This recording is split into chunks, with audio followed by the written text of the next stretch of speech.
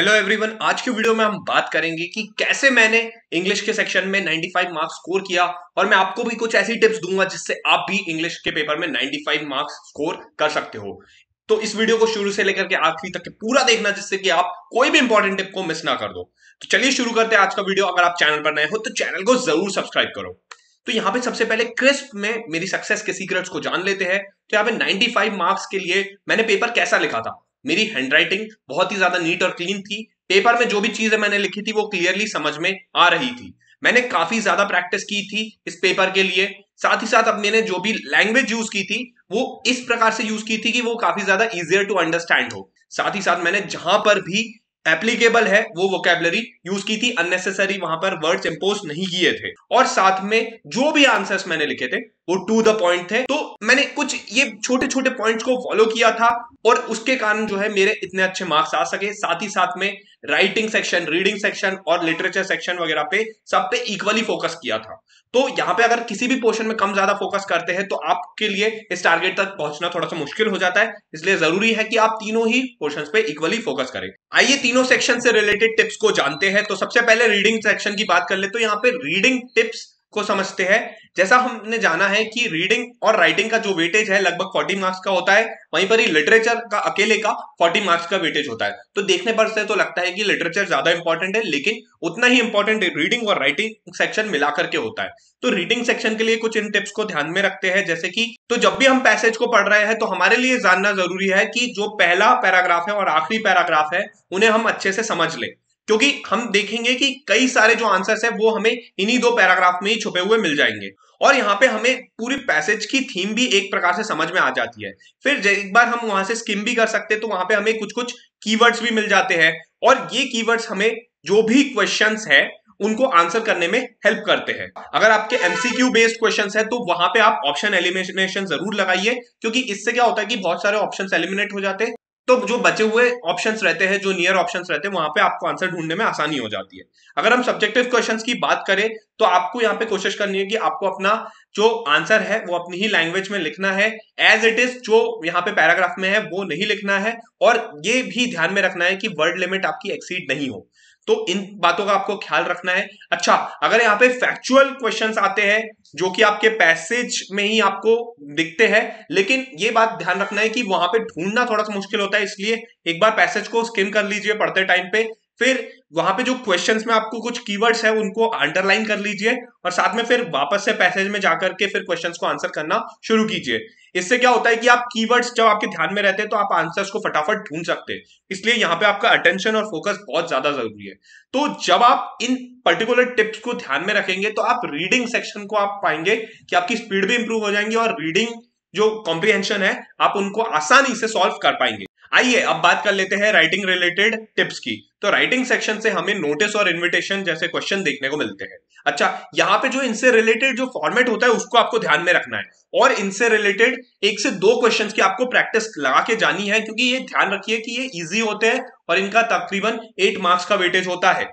तो अगर आप कम टाइम में इन 8 मार्क्स को पक्का कर लेते हैं तो फिर बचे हुए क्वेश्चंस के लिए, जैसे कि लेटर राइटिंग वगैरह के लिए, आपको ज्यादा टाइम मिल जाएगा और वहां पे आप अच्छे से फोकस करके उधर से भी मैक्सिमम मार्क्स सिक्योर कर सकते हैं।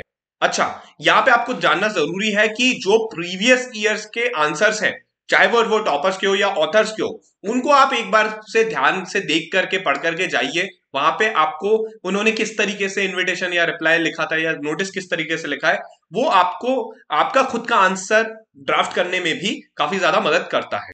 अच्छा, अगर हम लेटर राइटिंग की बात करें तो यहाँ पे जॉब एप्लीकेशन होता है या लेटर होता है। तो बेसिकली आपको यहाँ पे ध्यान रखना है कि जॉब एप्लीकेशन थोड़ा सा कंपैरेटिवली आसान होता है, इसलिए आपको उसकी अच्छे से प्रैक्टिस करके जानी है।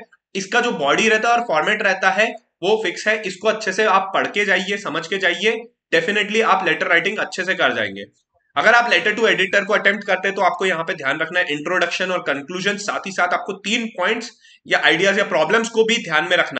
तो ये जो लेटर टू एडिटर है ये उन्हीं स्टूडेंट्स को अटेम्प्ट करना चाहिए जो उनकी राइटिंग स्किल्स काफी बढ़िया है। और जैसा कि हम बोल ही चुके हैं कि नॉर्मल स्टूडेंट को जॉब एप्लीकेशन को ही प्रेफर करना चाहिए, क्योंकि वो थोड़ा सा इजियर होता है।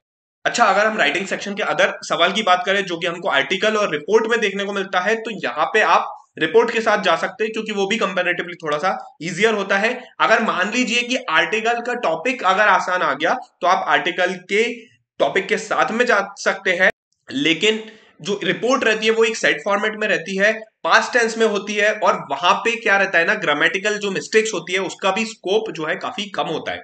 इसलिए हमेशा कोशिश कीजिए कि अगर आपका आर्टिकल में अगर आप अच्छे नहीं है या टॉपिक कठिन आ गया है तो रिपोर्ट की अच्छे से प्रैक्टिस करके जाइए कि आप उसका एटलीस्ट क्वेश्चन आप सॉल्व कर पाए। अब जो हमने राइटिंग और रीडिंग सेक्शन से रिलेटेड टिप्स की बात कर ली है, तो अब एक बार लिटरेचर से रिलेटेड टिप्स को भी फोकस कर लेते हैं। तो यहां पे आपको एक्सट्रैक्ट बेस्ड क्वेश्चंस की अच्छे से प्रैक्टिस करके जानी है, क्योंकि यहां पे इनका वेटेज काफी ज्यादा है, तो इनको आप अच्छे से सॉल्व करके जाइए, तो यहां पे आप ज्यादा से ज्यादा मार्क्स सिक्योर कर सकते हैं। फिर साथ ही साथ में आपको क्वेश्चंस को अच्छे से पढ़ना है, तब तक के पढ़ना है जब तक कि आप उससे खुद से एक्सट्रैक्ट से फैमिलियराइज नहीं हो जाए, और इससे आपकी गलतियां आप कम से कम करें। अच्छा, एमसीक्यू जो भी क्वेश्चंस आएंगे उसमें आप ऑप्शन एलिमिनेशन को अच्छे से यूज कीजिए, और जो सब्जेक्टिव रिलेटेड क्वेश्चंस है उसमें कई तरीके की पॉसिबिलिटीज को ध्यान में रखिए, तो आप जो है अच्छे से क्वेश्चंस को सॉल्व कर पाएंगे। साथ ही साथ में जो आपके आंसर्स हैं उनको टू द पॉइंट लिखिएगा, जो 2 मार्क्स के आपके क्वेश्चंस है उसमें आप क्लियर और क्रिस्प आंसर्स लिख के आइए, क्योंकि वहां पे सबसे ज्यादा पॉसिबिलिटी होती है कि आप वर्ड लिमिट्स को एक्सीड कर सकते हैं, और इससे आपके मार्क्स कटने का डर रहता है। इसलिए आप इस तरीके से प्रैक्टिस कीजिए कि आप 2 मार्क्स के क्वेश्चंस में सिर्फ to the point within word limit लिख करके आए, और जो आपके लॉन्ग आंसर्स क्वेश्चंस है उसमें आपको आंसर्स को इन 3 स्टेप फॉर्मेट में लिखना है, इंट्रोडक्शन, डिटेल और कंक्लूजन। जब आप इस तरीके से लॉन्ग आंसर्स को लिख करके आएंगे तो डेफिनेटली आपको अच्छे मार्क्स लॉन्ग आंसर्स में भी मिलेंगे। और यहां पर एक चीज ध्यान रखनी की, जो लॉन्ग आंसर्स है वो आपको उससे पार्ट्स में पूछे जाते हैं, तो जो इंडिविजुअल पार्ट्स है उन पर आपको अच्छे से फोकस करना है। इन बातों का आपको लिटरेचर सेक्शन में ध्यान रखना है, तो आप यहां पर भी काफी अच्छा स्कोर कर सकते हैं। अब एक बार लास्ट बार एक क्विक रिव्यू कर लेते हैं कि कौन कौन सी टिप्स जो है हमें अभी इस स्टेज में फिलहाल हेल्प कर सकती है इंग्लिश में अच्छा स्कोर करने के लिए। तो हमारे पास में लास्ट 2 to 3 डेज ही बचे हुए हैं, तो कैसे हम अच्छी अपनी प्रैक्टिस कर ले जिससे कि हम काफी बढ़िया इंग्लिश में भी स्कोर ला सके। तो यहां पे आप समझिए कि अगर आपके पास में थोड़ा भी नॉलेज है तो भी आप काफी बढ़िया यहां पर परफॉर्म कर सकते हैं, इंग्लिश में काफी अच्छा स्कोर ला सकते हैं। खुद पे आपको भरोसा करना है। यहां पे आपको जो रीडिंग कॉम्प्रिहेंशन है वहां से लगभग आपको 4 to 5 क्वेश्चंस की डेली प्रैक्टिस करनी है। जो अलग अलग स्टाइल है उनकी आपको अच्छे से प्रैक्टिस लगा करके जानी है, जिससे कि आपकी रीडिंग स्पीड इंप्रूव हो सके, आप उनका क्वेश्चंस बेहतर ढंग से कर सके। और राइटिंग सेक्शन से रिलेटेड अगर हम बात करें तो जो हर पर्टिकुलर स्टाइल है, जैसे कि लेटर राइटिंग हो गई है या आपके नोटिस हो गया, इनविटेशन हो गया, तो हर तरह के क्वेश्चंस आपको 2 से 3 लगा करके जाने हैं, जिससे कि आपको एक फैमिलियरिटी डेवलप हो जाए और राइटिंग सेक्शन में भी आपकी स्पीड बनी रहे और ढंग से आप एक क्लियर फॉर्मेट में अपने क्वेश्चंस को क्लियर वे में आंसर कर पाए।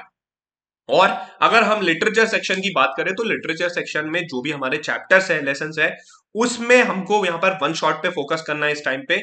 और वन शॉट के साथ साथ आप अपनी बुक भी साथ में रखिए, जिससे कि आप वन शॉट वीडियो भी देखते जा रहे हैं और जो चैप्टर है उसको भी क्लियर कट पढ़ते जा रहे हैं। इससे आपकी दोनों ही चीजें हो जाएगी, चैप्टर की अंडरस्टैंडिंग भी बन जाएगी और साथ ही साथ चैप्टर भी आपको एक क्लियर वे में शॉर्ट फॉर्म में समझ में आ जाएगा कि यहाँ पे चैप्टर में चीजें क्या बताई गई है। क्रक्स समझ में आ गया, चैप्टर का जिस समझ में आ गया, तो डेफिनेटली उससे रिलेटेड अगर क्वेश्चन आ जाएगा तो आप उसको आसानी से आंसर कर पाओगे।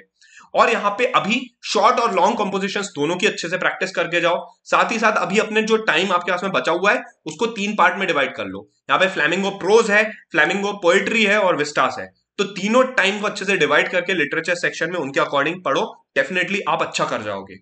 और यहाँ पे जो आपके सॉल्व पीवाईक्यूज है ना, उनके अच्छे से प्रैक्टिस करके जाना, क्योंकि इस टाइम में अगर आप खुद से पीवाईक्यूज लगाने बैठोगे तो दिक्कत हो जाएगी। इसलिए जो पहले से ही किसी के आपके जो सॉल्व पीवाईक्यूज है उनके आपके आंसर्स है, तो उनको अगर आप सॉल्व करके उनको अगर आप उनको एक बार रीड कर लोगे, समझ लोगे कि किस तरीके से इन क्वेश्चंस के आंसर लिखने हैं, तो आपको एक वो स्टाइल माइंड में बैठ जाएगा और उसके अकॉर्डिंगली आप आंसर करोगे तो डेफिनेटली अच्छा स्कोर कर लोगे।